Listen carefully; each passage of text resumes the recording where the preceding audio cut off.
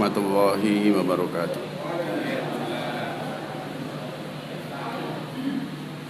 Kita awali dengan membaca basmalah bersama. Bismillahirrahmanirrahim.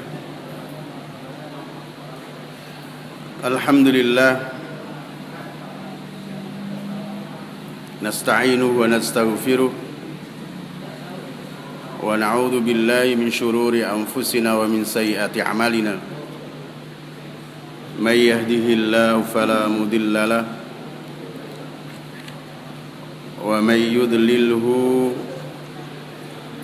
falan tajida lahu waliyyan mursyida. Asyhadu an la ilaha illallah wahdahu la syarika lah wa asyhadu anna Muhammadan abduhu wa rasuluhu wa ba'd. Allahumma salli wa sallim ala nabiyyina Muhammadin sallallahu alaihi wasallam wa ala alihi wa ashabihi wa man tabi'ahum ila yaumiddin ridwanullah alaihim ajma'in. Usikum ibadallah wa iyaya nafsi bitaqwallah fa innallaha ma'al ladzina ittaqaw wal ladzina hum muhsinun. Bapak, Ibu, saudara-saudara jamaah Masjid Nur Jadid yarhamukumullah. Alhamdulillah kita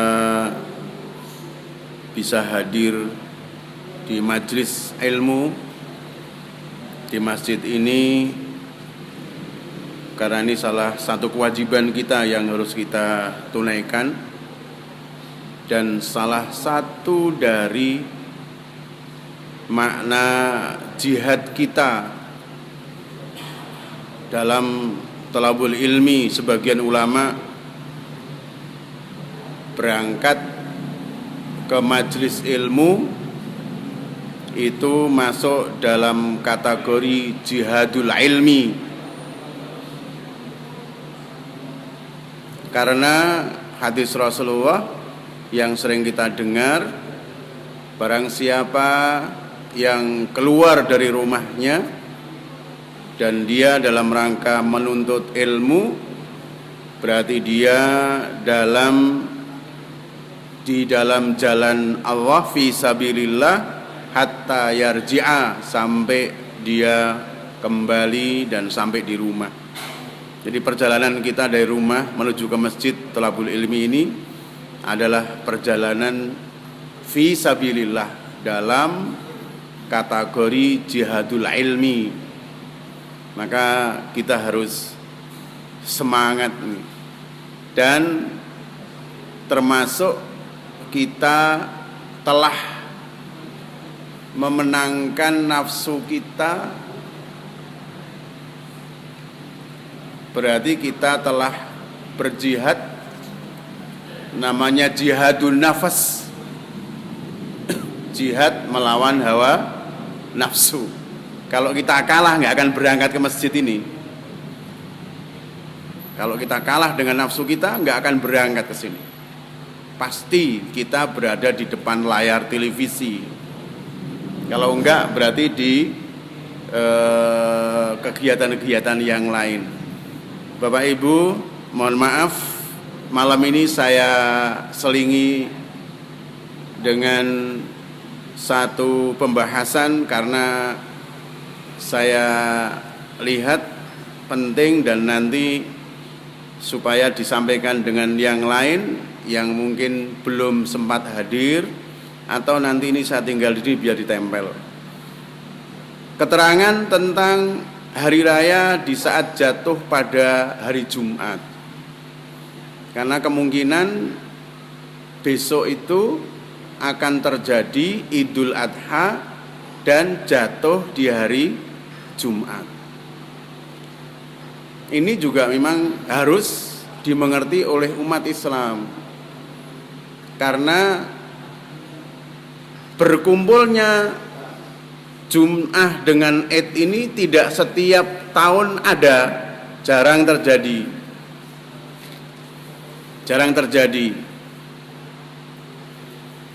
Maka sering disebut di saat berkumpul antara Jum'ah dengan Id ini disebut dengan ijtama'idani, telah berkumpul dua Id.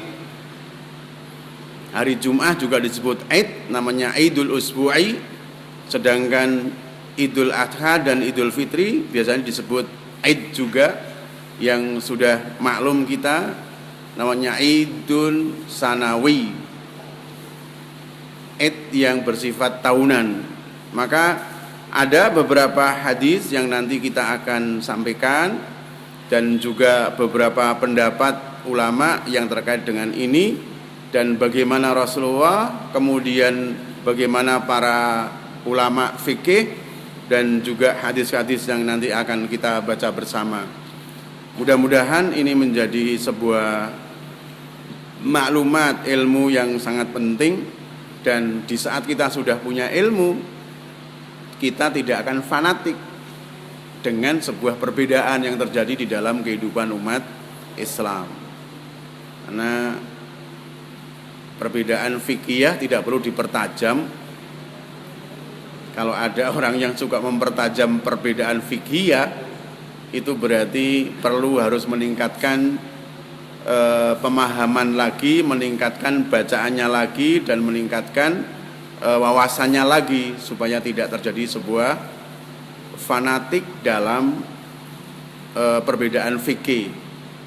Yang harus diwaspadai bukan perbedaan fikihnya, yang harus diwaspadai adalah penyesatan dan penyelewengan kebenaran. Itu yang harus diwaspadai. Tapi kalau sudah perbedaan fikih, tolong kita harus bisa memaklumi dan memahami. Ya, ini yang perlu terus kami sampaikan supaya kita tidak fanatik dengan pemahaman fikih. Tidak ada baiknya di saat kita harus fanatik dengan pendapat kita dan kemudian kita harus memaki-maki pendapat para ulama yang lain. Tidak diajarkan oleh Rasulullah. Saya selalu ingatkan, apalagi kita yang hidup di zaman terakhir, sering saya sampaikan, sahabat juga pernah terjadi perbedaan fikih, Rasulullah dengan sahabat juga pernah, ulama juga terjadi, malaikat pun terjadi perbedaan. Malaikat itu juga ada perbedaan pendapat. Ya, yang sering saya sampaikan, perbedaan pendapat di saat ada orang yang membunuh 99,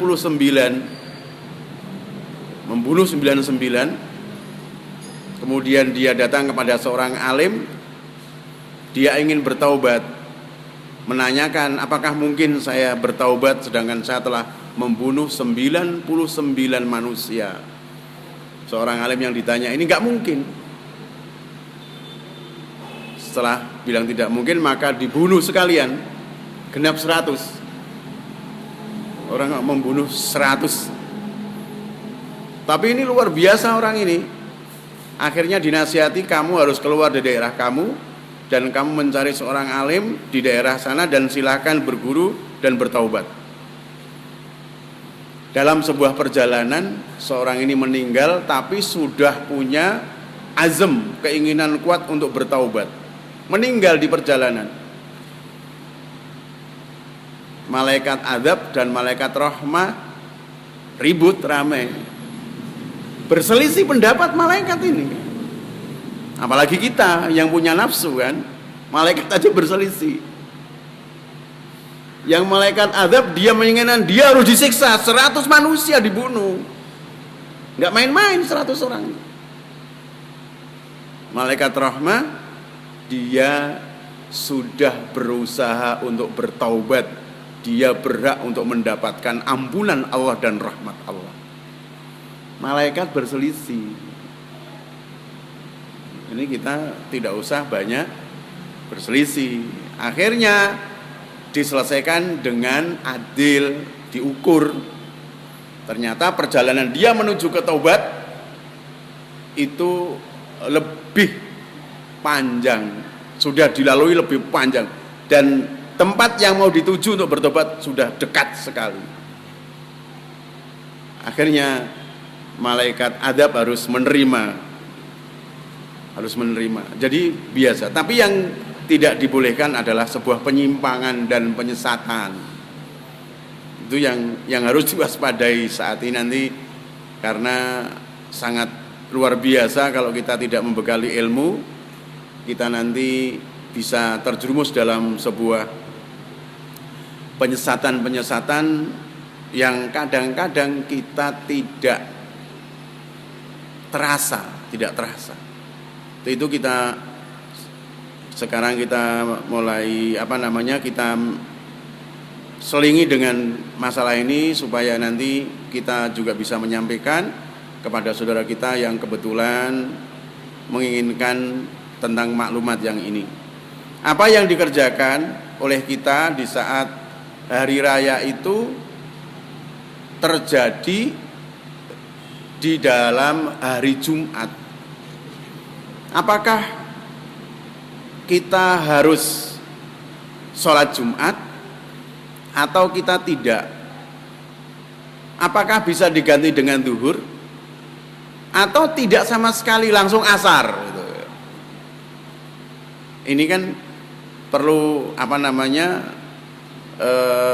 kita bincangkan, karena memang ini sebuah ajaran yang harus dimengerti. Jadi apakah kita tetap sholat Jumat atau kita cukup dengan sholat duhur, atau tidak Jumat tidak duhur kemudian asarnya lagi sholat? Karena tadi sudah Id, atau bagaimana, atau sama sekali tidak gitu. Maka ini adalah sebuah ilmu yang memang harus kita pahami dan kita mengerti. An Zaid ibni Arqam sa'alahu Muawiyah. Zaid ibni Arqam bertanya kepada Muawiyah, hal syahidta ma'a Rasulillah idaini ijtama'a? Wahai Muawiyah, Muawiyah ini sahabat Rasul, ditanya oleh Zaid ibni Arqam, hal syahidta, apakah engkau melihat dan menyaksikan bersama Rasulullah sallallahu alaihi wasallam di saat terjadi aidaini ijtama'a, dua id yang berkumpul? Berarti Idul Fitri atau Idul Adha berada di hari Jumat. Maka disebut idaini, disebut idaini ijtama'a. Apakah pernah menyaksikan seperti itu? Iya. Karena Jumat juga disebut juga Aid. Maka perlakuan kita menuju ke Jumat itu sama dengan perlakuan kita menuju ke sholat Id. Mandi, persiapan, kemudian harus berangkat sesuai dengan menepati waktunya dan sebagainya, perlakuannya hampir sama. Maka karena memang kedua-duanya Id. Qala na'am, sahabat Muawiyah kemudian, iya, saya pernah bersama Rasulullah Id dan berada di hari Jumat. Jadi sahabat Muawiyah menyebutkan, iya, shallal ida awwalan nahar thumma rakhasa fil jumu'ati. Beliau menjawab, iya, Rasulullah waktu itu sholat idnya agak sedikit siang, sholat idnya agak sedikit tinggi mataharinya. Thumma rakhasa fil jumu'ah, kemudian Rasulullah memberikan rukhsah di dalam pelaksanaan Jum'ah. Rukhsah itu maknanya keringanan. Berarti boleh melaksanakan Jum'ah, dirukhsah, dikasih rukhsah, kasih kelonggaran, tapi tetap melaksanakan sholat duhur. Man sya'a ayyujammi'a fal yujammi'. Hadis ini diriwayatkan oleh Imam Ahmad, Abu Dawud, wa Ibnu Majah. Barang siapa yang ingin melaksanakan sholat Jum'ah, maka hendaknya dia melaksanakan sholat Jum'ah. Jadi yang ingin sholat Jum'ah monggo, tapi Rasulullah memberikan rukhsah boleh tidak melaksanakan sholat Jum'ah.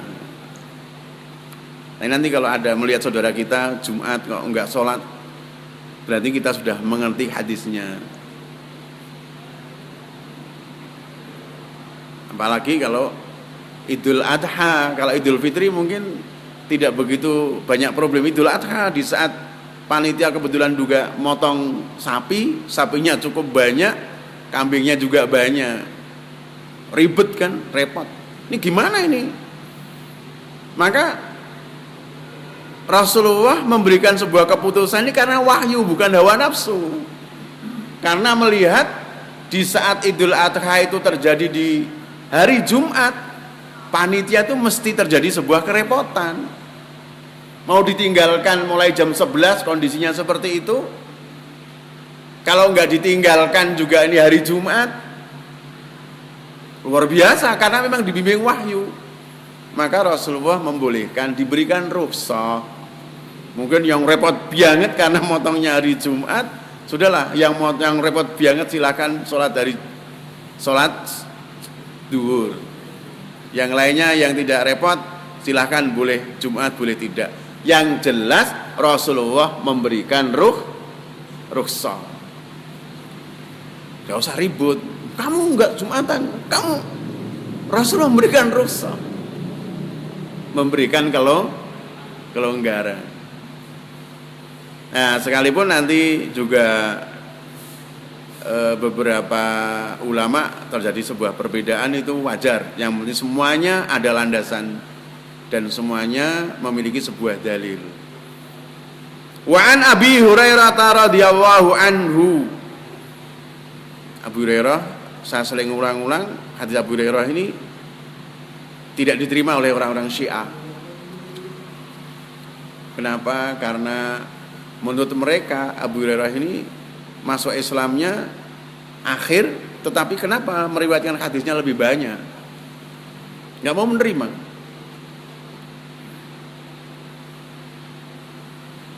Itu tidak mustahil terjadi. Sekarang ini kan sudah biasa kita lihat kan. Kita yang sudah umur sekian ini ternyata hafalan kita juz am aja belum selesai. Kemudian kita lihat anak-anak yang muda-muda 30 juz lancar. Apa kemudian dia terjadi kan? Terjadi. Dan Abu Hurairah memang pekerjaannya ada di masjid, menunggu wahyu dan menunggu hadis Rasulullah. Yang lainnya kemana-mana. Maka wajar kalau walaupun beliau ini masuk Islam agak akhir, tetapi meriwayatkan hadis lebih banyak daripada yang awal-awal. Karena memang tugasnya beliau hanya itu. Hanya itu. Iya. Luar biasa kan? Ya, apalagi orang yang nggak mau nerima hadis tambah repot lagi. Hadis kok nggak mau, cukup dengan Quran udah piye loh. Alasannya karena hadis dibukukan sekian abad setelah Rasulullah meninggal. Iya, betul. Tetapi orang-orang yang diberikan karunia untuk menghafal hadis itu ternyata tidak semua orang. Hanya orang-orang yang dipilih oleh Allah.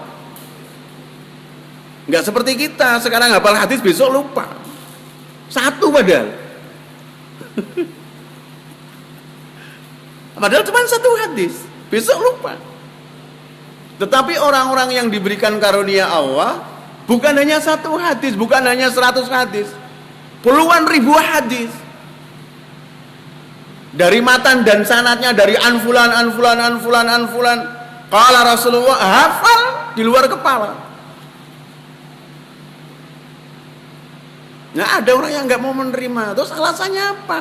Alasannya karena hadis itu dibukukan jauh setelah Rasulullah meninggal. Bukan alasan. Lebih jahat lagi kalau dia tidak mau menerima hadis, tetapi mengamalkan Islam. Jadi dari mana? Jadi repot akhirnya. Jangan gitu, ya kita harus memahami. An Abi Hurairah radhiyallahu anhu. Abi Hurairah dari Rasulullah sallallahu alaihi wasallam annahu qala qad ijtama'a fi yaumikum hadza idani. Dari Abi Hurairah dari Rasulullah, beliau bersabda, telah berkumpul kepada kalian saat ini, hari ini, 2 id. Berarti Idul Adha atau Idul Fitri yang berada di hari Jumat. Faman syaa ajra'ahu minal jum'ah wa inna mujammi'un. Hadis ini diriwayatkan oleh Abu Dawud wa Ibnu Majah. Barang siapa ingin melaksanakan Jum'ah, maka dia akan dikasih pahala. Man ajza'ahu minal Jum'ah. Yang tidak juga enggak apa-apa. Tetapi wa inna mujammi'un, tapi saya Rasul melaksanakan Jum'ah. Rasulullah melaksanakan Jum'ah, tapi memberikan rukhsah kepada umatnya yang repot, yang diberikan rukhsah untuk tidak sholat Jum'ah, tapi tetap ada pada posisi sholat duhur. Duhurnya nggak boleh 2 rakaat, tetap 4 rakaat. Iya. Wa an Wahab ibni Kaisan qala istama'idani ala ahdi ibni Zubair. Kalau ini kasus terjadi pada zaman sahabat. Dari Wahab, Kaisan telah berkumpul 2 id pada masa Ibnu Zubair. Fa akharal khuruja hatta ta'alan nahar. Kemudian beliau mengakhirkan sholat idnya agak siang. Tsumma kharaja fa khataba. Kemudian beliau keluar agak siang dan melaksanakan dan khutbah id. Tsumma nazala fa shalla. Kemudian beliau turun dari mimbar dan salat. Walam yusalli linnasi yaumal jumu'ah. Tapi beliau tidak melaksanakan salat Jum'ah, sedangkan beliau menjadi imam khutbah Jum'ah. Fadzakartu dzalika li Ibnu Abbas faqala asabas sunnah. Kemudian hal itu kami ceritakan kepada Ibnu Abbas. Ibnu Abbas adalah sahabat Rasul. Diceritakan, kemudian beliau menjawab, kamu telah mendapatkan sunnah. Jadi yang tetap sholat Jum'ah, kata Ibnu Abbas, ini adalah sunnah Rasulullah yang dibolehkan dan rukhsah kepada umatnya. Itulah, maka Islam selalu memberikan sebuah solusi di saat terjadi sebuah kesulitan. Tidak bekekang, enggak, menjadikan solusi, pasti ada solusi. Ya, pasti ada solusinya. Enggak ada yang di dalam Islam tanpa ada solusi, sampai kemudian para ulama, para mujtahid di saat ada problem yang waktu itu belum terjadi, mereka harus mengeluarkan sebuah kaidah-kaidah, ada istihsan, ada masalah mursalah dan sebagainya, dalam rangka untuk menjaring problem yang belum terjadi pada zamannya, yang akhirnya menjadi sebuah solusi dalam kehidupan modern saat ini. Ini adalah sebuah solusi yang luar biasa, ya. Karena mungkin banyak kita yang kemudian ngeluh, gimana ini hari Jumat Id lagi kita harus motong banyak dan sebagainya. Padahal dibuat ringan juga bisa, tidak harus dipotong hari Jumat juga bisa. Dipotong hari Sabtu bisa, dipotong hari Ahad bisa. Karena pemotongan itu dari mulai hari H sampai hari tasriknya, 3 hari berikutnya. Itu sebuah kelonggaran yang luar biasa, yang sangat cerdas sekali solusi itu, karena memang itu wahyu. Ya. Wa ma yantiqu 'anil hawa in huwa illa wahyu yuha. Rasulullah tidak pernah berbicara dengan nafsu. Hawa nafsunya enggak pernah, tetapi memang apa yang disampaikan Rasulullah dibangun dan dibimbing dengan wahyu. Bukan ngarang, bukan meramal, tapi itu memang bimbingan wahyu. Jangan kemudian di saat Rasulullah berbicara sekian abad yang silam, kemudian beliau berbicara tentang zaman akhir nanti. Bukan, itu bukan ramalan, itu adalah wahyu yang langsung diterima oleh Rasulullah, kemudian dimunculkan dalam sebuah hadis, ya, dalam sebuah hadis. Wali Abi Dawud aidan an Ata, dari Abi Dawud dan dari Ata, qala istama'a yaumul jumu'ati wa yaumul fitri ala ahdi Ibni Zubair. Dari Ata, dari Abu Dawud, telah terjadi dua Id yang berkumpul di zaman Zubair. Zubair ini sahabat Rasul. Ibnu Zubair, anaknya Zubair. Faqala idani istama'a fi yaumin wahid. Ada dua Id yang berkumpul dalam satu hari. Berarti berkumpul Id dan hari Jumat. Fajama'ahuma jami'an. Kemudian beliau mengumpulkan keduanya dalam satu waktu. Berarti sholat Id. Jadi biasanya para sahabat melaksanakannya agak sedikit siang, karena sholat Jum'ah itu boleh dilaksanakan sebelum zawal. Sebelum tergelincirnya matahari. Fasallahuma rakaataini bukratan. Kemudian beliau sholat 2 rakaat. Sallahuma rakaataini bukratan, pada pagi harinya. Lam yazid alaihima hatta shallal asra. Ini beliau malah ekstrim lagi. Beliau enggak sholat duhur, enggak sholat Jum'ah,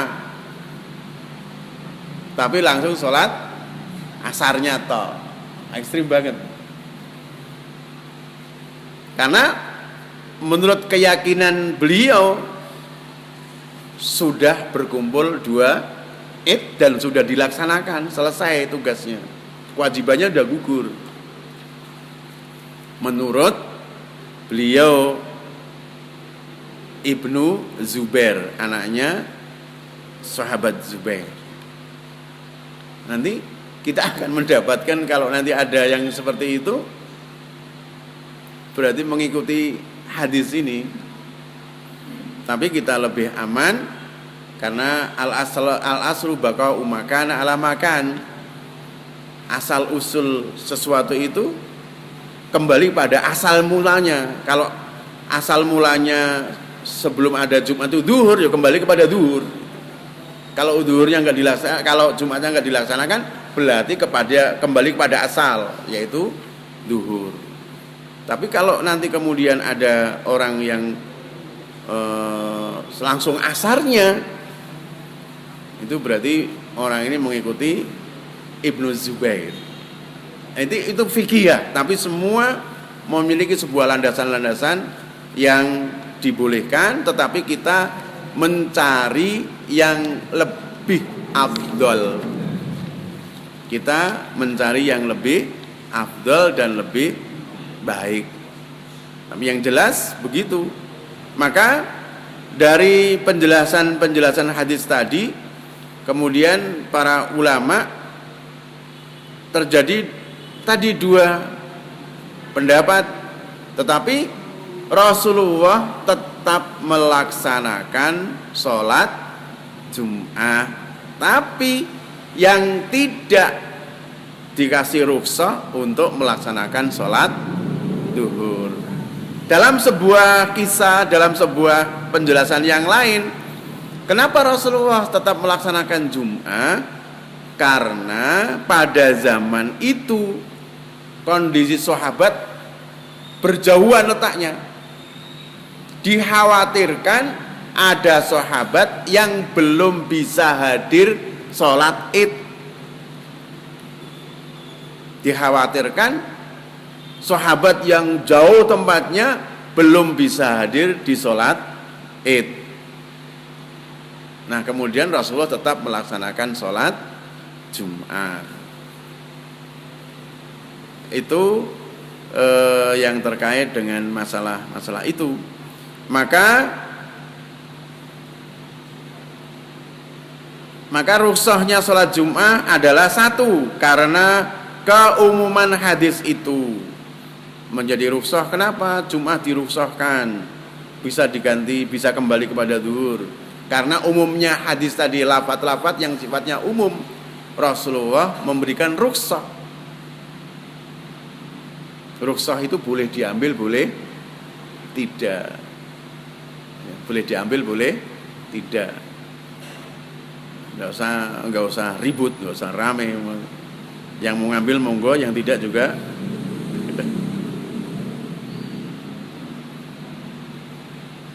Kemudian yang kedua, Ibnu Zubair sendiri meninggalkan sholat Jumat, padahal waktu itu beliau menjadi imam Jumat. Tapi beliau tidak melaksanakan sholat Jumat karena umum lafaz. Perkataan Ibnu Abbas sudah cocok dengan sunnah Nabi. Yang ketiga landasannya, di saat Ibnu Abbas ini sahabat Rasulullah yang bersama terus dan mengerti kondisi realnya.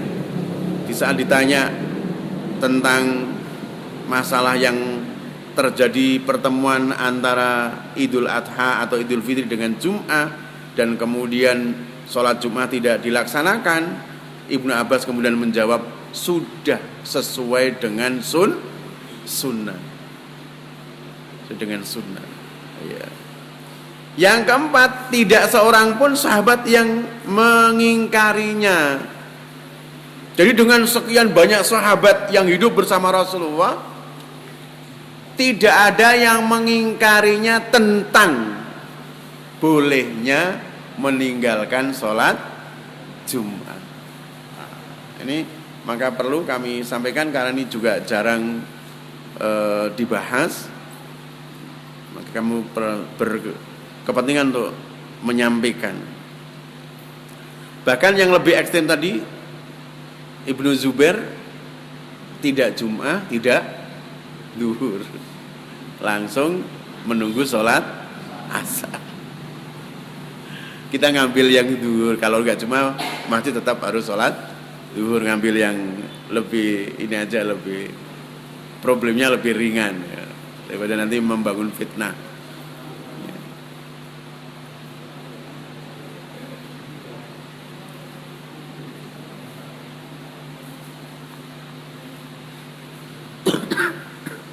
Kemudian beberapa ulama ini banyak yang tadi hanya berselisih pendapat antara Jumat atau sholat zuhur. Yang tetap harus Jumat landasannya bahwa hal yang wajib tidak bisa dihapuskan dengan yang sunnah. Nggak apa-apa, kan itu tinjauan dari fikih, karena sholat Jumat wajib, sedangkan sholat Id adalah sunnah muakkad. Maka sholat Id tidak bisa menghapuskan wajibnya sholat Jumat. Monggo silahkan, tapi itu adalah pendapat para ulama, ya, para ulama. Tapi hadis yang sifatnya umum tadi Rasulullah memberikan rukhsah. Memberikan rukhsah berarti ada sebuah pilihan. Nah, ini adalah sebuah perbedaan pendapat oleh para ulama fikih yang masing-masing memiliki sebuah landasan dalil. Nah, kalau saya melihat Masjid Nurul Jadid ini masjid di pinggir jalan dan tempat ambiran, lebih baik melaksanakan sholat Jumat. Oh, kalau repot gimana panitianya? Panitianya sholat zuhur juga apa-apa. Biar bisa sholat Jumat semua bagaimana? Ya nyemotongnya hari Sabtu. Nggak usah memaksa. Hari Sabtu ba'da subuh mulai bekerja gitu kan. Sarapannya sebelum subuh. Nanti takmir biar menyiapkan makannya, sebelum subuh udah makan semua, begitu sholat subuh langsung terjun bebas.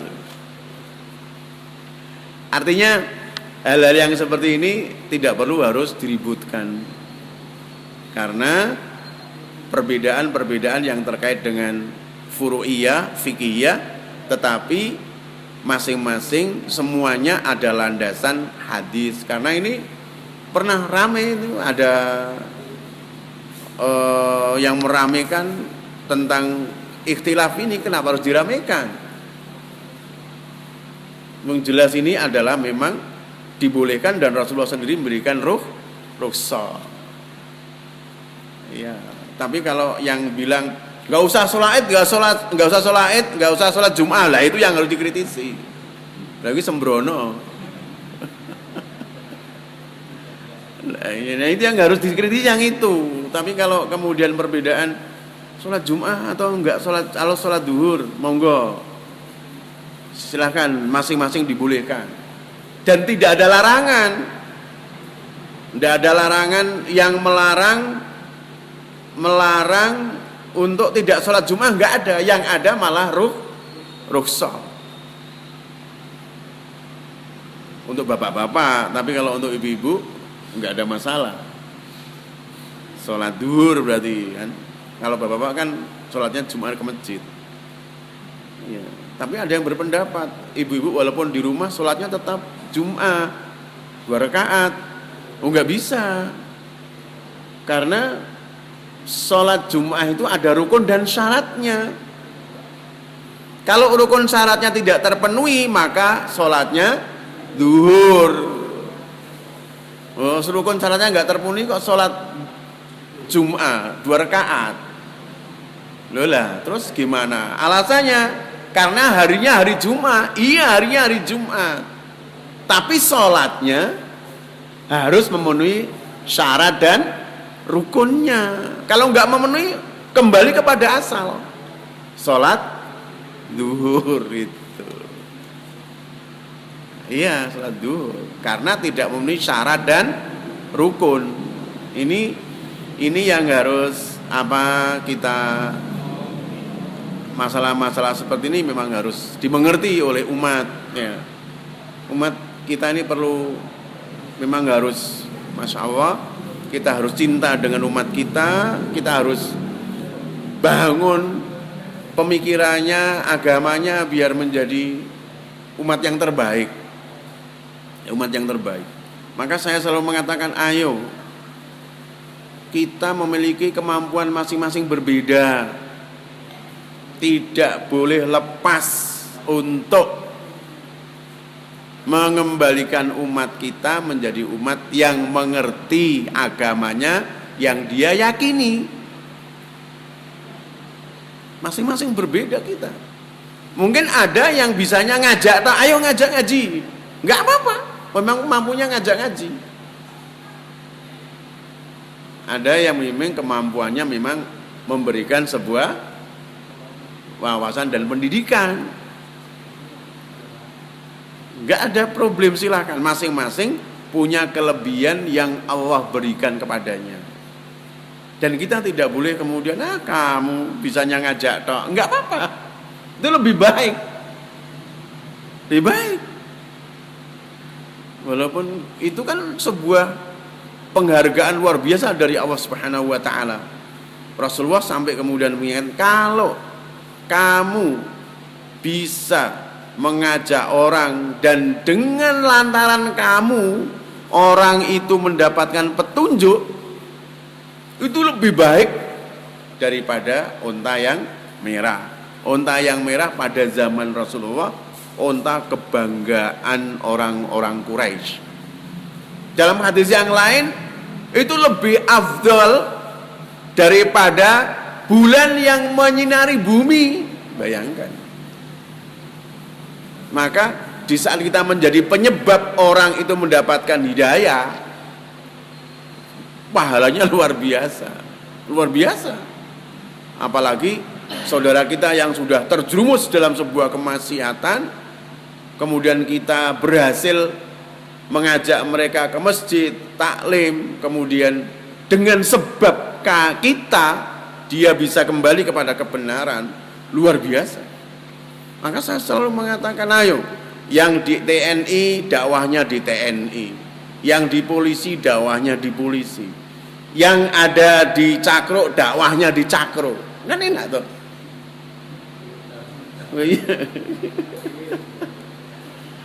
Di Cakro, gak apa-apa, silakan. Masing-masing punya tugas. Yang dakwahnya ada di daerah-daerah preman, ayo premannya di, nggak usah ragu-ragu. Saya pernah ditanya, Ustadz, saya dosa saya udah besar, gimana ini? Saya selalu tidak pernah itu. Kamu dibandingkan Umar bin Khattab, dosanya besar Umar.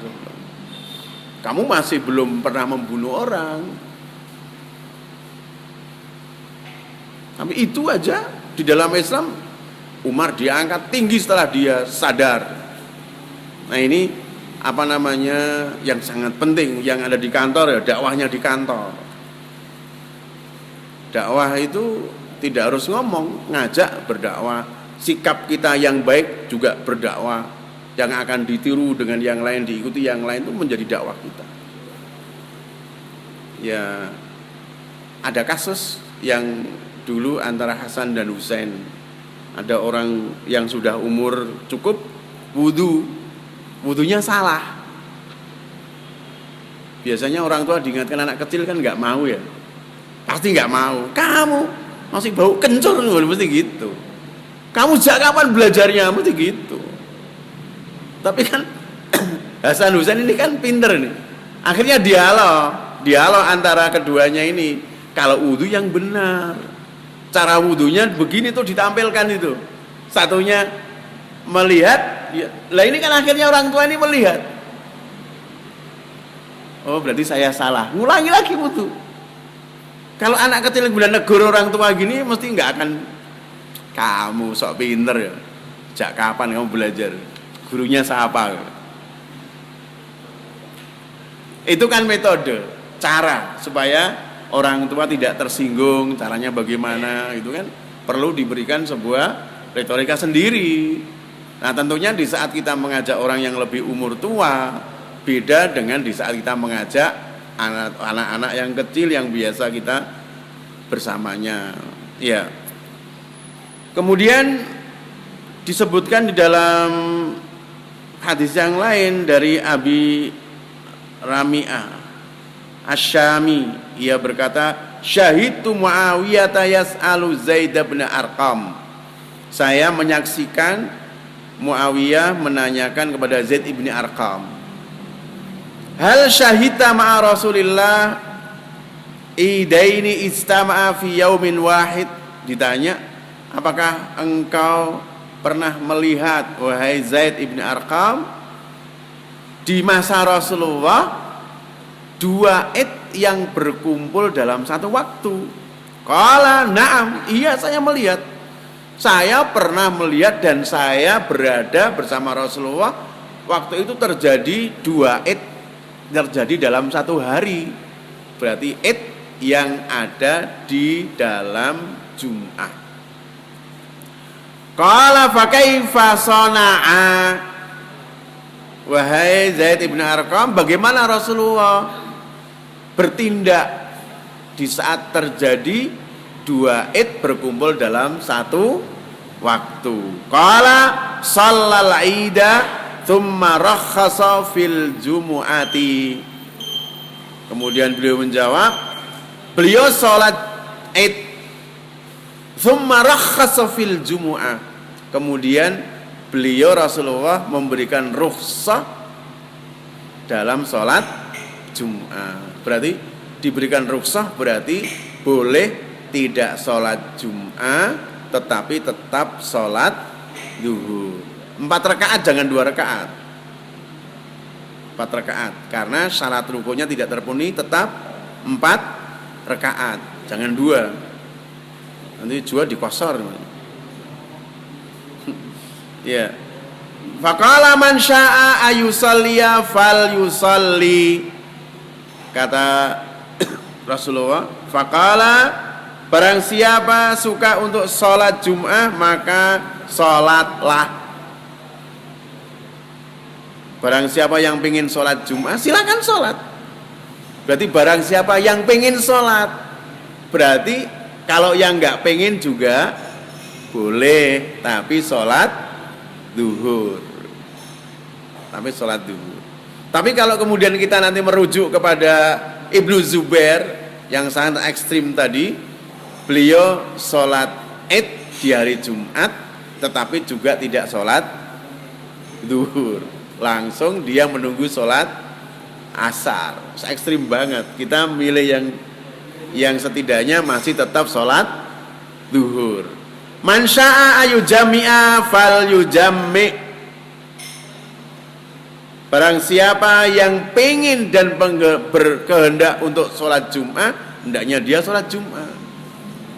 Nanti yang pengen Jumat monggo, yang pengen duhur monggo. Tapi kalau pendapat para ulama ahlu fikih lebih memilih kepada tetap sholat Jumat. Tapi yang tidak juga boleh tetap sholat duhur. Ya. Dan itu yang perlu saya sampaikan dan saya bacakan hadis-hadisnya. Mudah-mudahan bermanfaat. Setidaknya di saat nanti kita ditanya sama saudara-saudara kita, setidaknya kita bisa menjelaskan supaya tidak menjadi fitnah. Apalagi nanti kita kelihatan pas Jumat, kemudian kita masih di rumah, nggak berangkat ke masjid, ada orang yang tidak mengerti dan tahu kita, itu akan menjadi fitnah. Maka perlu ada sebuah penjelasan kepada orang yang melihat kita, kebetulan kita tidak sholat Jumat dan kita melaksanakan sholat duhur.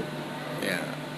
Monggo, ini sudah kami bacakan hadis-hadisnya, sudah kami sampaikan pendapat ulama, dan prinsipnya di saat kita berbicara masalah perselisihan ulama dalam fikih tidak perlu dipertajam perselisihannya. Yang kita bangun adalah saling menghormati. Ya. Tapi kalau sudah itu penyimpangan, kemudian penyesatan, itu yang harus disikapi. Ya. Disikapi dan kemudian kita mengambil sebuah solusi yang terbaik. Jadi di saat kita ingin menyelesaikan problem umat ini, kita harus berusaha menyelesaikan problem itu dengan cara yang terpuji, yang terbaik. Kemudian di saat terjadi perselisihan, kita harus lebih mengutamakan persatuan umat.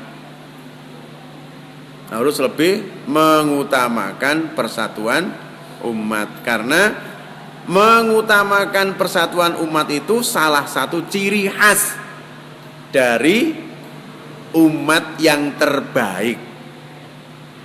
Dari 5 diantaranya yang satu ini adalah dia lebih suka menyatu kepada umat Islam dan tidak suka memisahkan dari kehidupan umat Islam itu.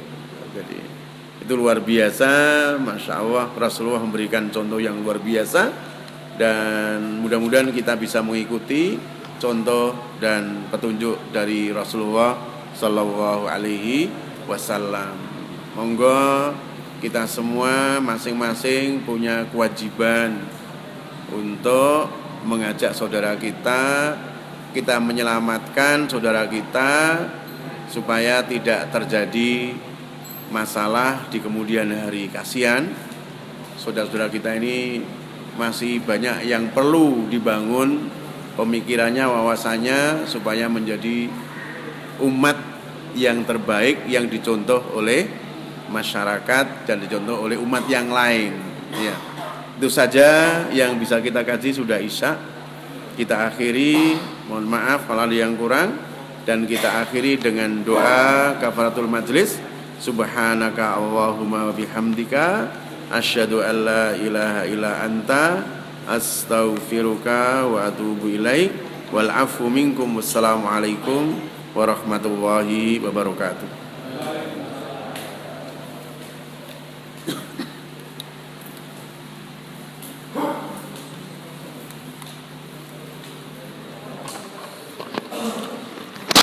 kasih Pak.